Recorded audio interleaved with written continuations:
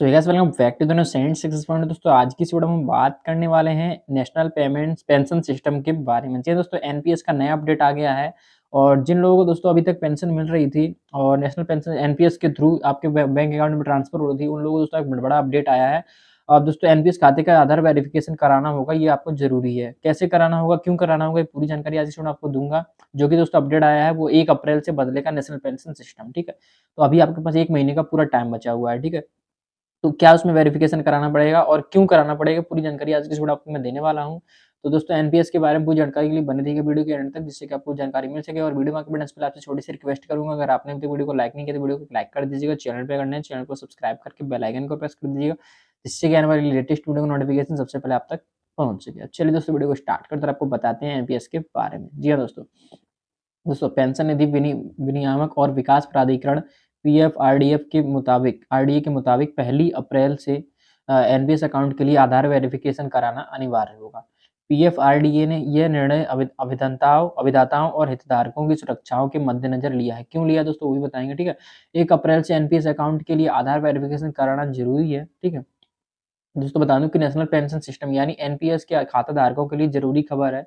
NPS के लेन-देन के दौरान कुल प्रूफ सुरक्षा रहे, इसलिए इसके लिए कई तरह के बदलाव किए जा रहे हैं। पेंशन निधि विनियामक और विकास प्राधिकरण पीएफआरडीए के मुताबिक 1 अप्रैल से एनपीएस अकाउंट के लिए आधार वेरिफिकेशन कराना अनिवार्य होगा। पीएफआरडीए ने यह निर्णय अभिदाताओं और हितधारकों की सुरक्षा के मद्देनजर लिया है।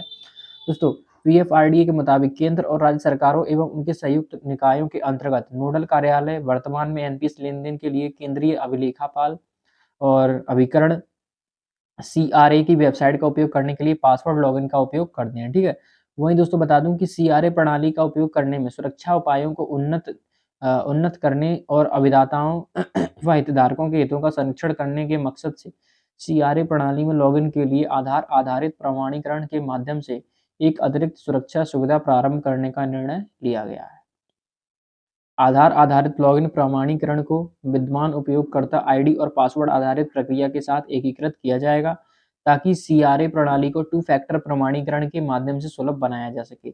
सीआरए सिस्टम में अब 2 फैक्टर ऑथेंटिकेशन के बाद ही लॉगिन होगा। यानी कि दोस्तों अभी तक जो आप एनपीएस के थ्रू आपके बैंक अकाउंट में ट्रांसफर होता हो, आप उसको क्या कर उसकी और सिक्योरिटी बढ़ाने की वजह से, मतलब सिक्योरिटी रीजन इसलिए कि मतलब टू टू ऑथेंटिकेशन मतलब जो होता है एक तरीके से ओटीपी के थ्रू आपका होता होगा फ़ोन पे या फिर आधार के थ्रू, बायोमेट्रिक के थ्रू।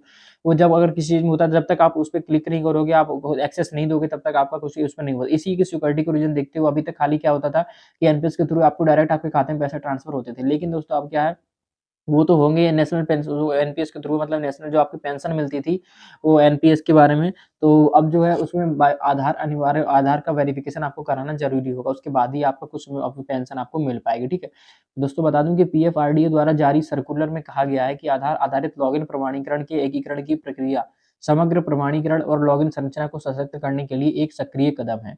यह पहल सरकारी कार्यालयों और स्वायत्त निकायों द्वारा की जाने वाली सभी एनपीएस गतिविधियों के लिए एक सुरक्षित वातावरण निर्मित करने के मकसद से डिजाइन की गई है। इन उन्नत सुविधाओं के साथ लॉगिन संरचना की नई प्रणाली का विकास वर्तमान में सीआरए द्वारा जारी है। नई लॉगिन प्रक्रिया 1 अप्रैल 2024 से लागू होगी। सभी सीआरए द्वारा सरकारी नोडल कार्यालयों को प्रक्रिया प्रवाह प्रोसेस फ्लो के साथ साथ एक विस्तृत मानक संचालन प्रक्रिया एसओपी प्रदान की जाएगी। इस प्रक्रिया में बड़े पैमाने पर नोडल अधिकारियों को भी शामिल किया जाएगा, ताकि उन्हें इन बदलावों के बारे में जागरूक किया जा सके। इसके माध्यम से बदलाव की यह प्रक्रिया निर्बाध रूप से सुनिश्चित की जा सके। वहीं बता दूं, सरकारी क्षेत्र के अंतर्गत सभी कार्यालयों और स्वायत्त निकायों को सलाह दी जाती है कि वे इस पर ध्यान दें। पीएफआरडीए द्वारा अपने सर्कुलर में कहा गया कि एनपीएस से संबंधित सभी गतिविधियों के निष्पादन के लिए सीआरए प्रणाली में आधारित आधारित लॉगिन और प्रमाणीकरण की अतिरिक्त सुविधा को कार्यान्वित करने के लिए आवश्यक ढांचा स्थापित करें। आधार बेस्ड लॉगिन वेरिफिकेशन को एनपीएस अभिदाता अपने यूजर आईडी से जोड़ेंगे। इसके बाद आधार से लिंक मोबाइल नंबर पर एक ओटीपी आएगा। इसे दर्ज करने के बाद ही एनपीएस खाते को लॉगिन किया जा सकेगा। तो दोस्तों ये एनपीएस से जुड़ी जो मेन अपडेट निकल के आया था वो हमने आपको पूरा बता दिया है। बाकी अगर कुछ भी और डाउट रहेगा तो आप मुझे इंस्टाग्राम पे डीएम करके पूछ सकते हैं। मैंने इंस्टाग्राम यूजर आईडी मैंने नीचे दे रखा है। फिलहाल आज की जानकारी बस इतनी। अगर आपको दोस्तों वीडियो थोड़ी सी नॉलेजेबल हेल्पफुल लगी वीडियो, चलिए वीडियो को लाइक कर दीजिएगा। चैनल पे अगर नए चैनल को सब्सक्राइब करके बेल आइकन को प्रेस कर दीजिएगा, जिससे कि आने वाली लेटेस्ट वीडियो की नोटिफिकेशन सबसे पहले आप तक पहुंच सके। चलिए दोस्तों, उसके बाद मिलता है आपसे किसी अगली वीडियो में। तब तक के लिए टेक केयर, गुड बाय, जय हिंद, वंदे मातरम।